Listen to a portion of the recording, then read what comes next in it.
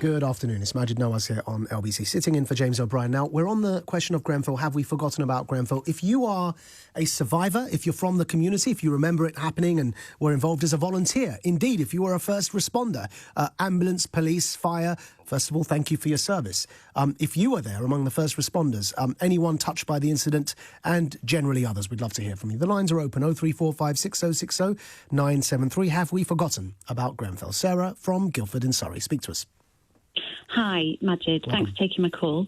I want to focus firstly on the interview this morning. I thought Nick Ferrari was sensational as always, but what a load of ignorant garble from the Housing Secretary. Mr. Jenrick? Yes, yeah. Who's gone out today with his lovely graphics on Twitter saying he's spending all this money on new housing, and you know, there is a severe crisis that's already in place. Imagine you're one of these tenants living in one of these buildings being told two contradictory things. One, it's a fire trap, you can't even put up fairy lights, but two, we're not going to fix it for you. So I am a 50% shareholder of one of these flats in Surrey. Wow. Does it have cladding on it, Sarah? Yeah, it does. And the dangerous type? The dangerous type. I purchased it in May 2017. Wow. I'm now trapped because I can't sell it, because mortgage lenders aren't lending because of the lack of clarity. My circumstances have changed. I've had a baby and I need to sell. So even if you have equity in this apartment, and you don't have to go into detail, but even if you had equity, this has become, you're just stuck in there. You can't even sell. Yeah, correct. I have substantial equity in this. And I basically, the Housing Association now won't even let me sublet because they're claiming that I will be breaking the terms of my lease. Yet, arguably, they broke the terms of the lease by providing me in this building that isn't safe. So to add fuel, it's just ridiculous, the situation. So we actually did have a fire in this building last summer. What? A homeless person broke in, cooked up some drugs on the ground floor of a fire escape, and it caused a lot of smoke. Now, luckily, the carpets did their job, and the fire didn't spread as much as it should. But how does a carpet do that? It's a specific type that was put in, I'm told. Okay, but, so it wasn't inflammatory in that way. The carpet wasn't inflamed. It made the flames become smoke much more quickly. But what happened was the smoke escaped into the hallways of the building on a certain side of the building, and it was actually so we have what's called I'm told a silent alarm system. Lord knows how you can have a silent alarm, but anyway, the alarms are meant to go straight to the fire brigade. But what happened was my neighbour, a good friend of mine, heard the smoke alarm from another flat, opened up her front door into the hallway, and it was full of smoke. So she called the fire brigade, and that's what raised the alarm with the fire brigade. And everything was sorted after that. And luckily, nobody was hurt, all was okay. But, you know, obviously, even from that, there's massive bills to pay. Now, you can think of the type of people that have purchased these types of flats on shared ownership schemes. We are all millennials. We are all struggling. We are all wading our way through the pandemic with lots of money worries. And you know, you can imagine the types of bills that are probably going to be heading our way because we are liable for these extensive bills that could head us into bankruptcy. And then, you know, to hear from the housing minister that this morning it was just incredulous. Sarah, it sounds to me like an incredibly self-destructive own goal for the government not to fix this problem. Because the thing is, off the back of the Grenfell tragedy, it's like, you know, one of those moments in our recent history that is etched in our memories because of the extent of the tragedy. I just do not understand why this isn't being addressed. Exactly. How does he sleep at night? Have they given you, as a resident of one of these buildings where there is dangerous cladding, have they given you any explanation as to what's going on, what you can expect to happen next? What is your roadmap? Have they told you anything? So, well, this is where it gets even further more complicated. So the board of directors won't directly deal with us residents within the 50% shareholder scheme. Or sorry, I'm 50%, some others are 25 and whatever in staircasing, because they will only deal with the housing association. Now, the housing association don't tell us anything, and we are the people that are living there. So there is no roadmap, there is no plan. All I have is a fire report from an independent company saying that this building is not safe. we can't get the paperwork to sell, and a mortgage lender, people are trying to... Right, so who sent that letter to you saying this building is not safe? The management company. Right, so the management company is telling you what the government's saying, which is this cladding is not safe. Now, when you want further information, you're saying the local council is telling you to go and speak to the housing association, and the housing association is not responding? Pretty much, yeah, in short. And so you're stuck. You're stuck. You're being kicked around like a football. And I'm paying £1,500 a month for a flat that isn't safe, and I also can't, it's not suiting to my lifestyle at the moment. And are you one of these people that's been told also that you can't hang lights or do anything because of the danger of fire? It's not got that bad, but I mean, anyone with a common sense has taken the advice from what we hear in the press. Yes. So yes. It's utterly disgraceful.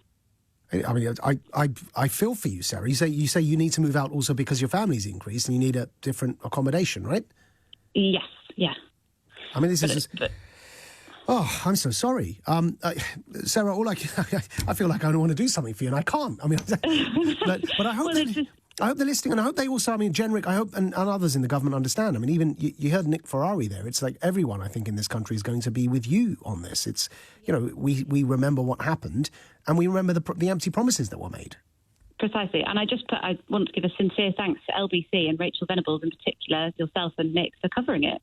Well, why isn't everyone else covering it? Well, indeed. Well, thank you very much, Sarah. That's Sarah from Guildford in Surrey. And, of course, Rachel Venables has long been covering this Grenfell issue and has spent many a day there on site as well. If you're in a similar situation to Sarah, you're living in one of these buildings that has been deemed unsafe with the cladding. Indeed, if you're near the Grenfell site itself, then do give us a call. 03456060973. Would be keen to hear from you and your experiences if you volunteered there on the day, if you're one of the first responders, or generally if you have a view on housing and you think that this is unacceptable. The inquiry itself made certain conclusions, and I do wonder why the Tory MPs today voted down the Labour amendment to try and enforce at least the first few recommendations coming from that inquiry. Let's go to Alan on the line from Fulham. Speak to us, Alan. Hi there. I'm actually the chair of one of the Residents Association. I live in the same type of block as your previous caller, which is a shared ownership building. What a coincidence. Interesting. Now, since Grenfell, I have been on and on and on at the builders and the housing associations to get the tests carried out on our buildings. Now, the tests were only carried out about 3 weeks ago, and we actually received notification. Well, sorry, half of our building received notification on Friday that there may be an issue and that we are not to follow the normal directions of evacuation. We are to evacuate the building immediately. Now, again, like your previous caller, we have what they call silent alarms, but ours don't go through to the fire service. We have a panel downstairs. Now, myself and one of the other committee members actually deliberately set off 2 of the smoke detectors. They automatically opened the smoke doors. So why did you do that, Alan? Because there was supposed to be people put in place to do what they call a watch in brief. And the smoke doors are still open. There is nothing mentioned about the smoke alarms going off on the fire detection panel downstairs. There is no alarm system. So you're saying that the smoke alarms are not connected to the fire detection panel? Either that or there is a problem with the fire detection panel. Yeah. These things have happened. I've lived in this building for 16 years. These things have been happening for 16 years, and I've never seen once anything showing on the fire detection panel.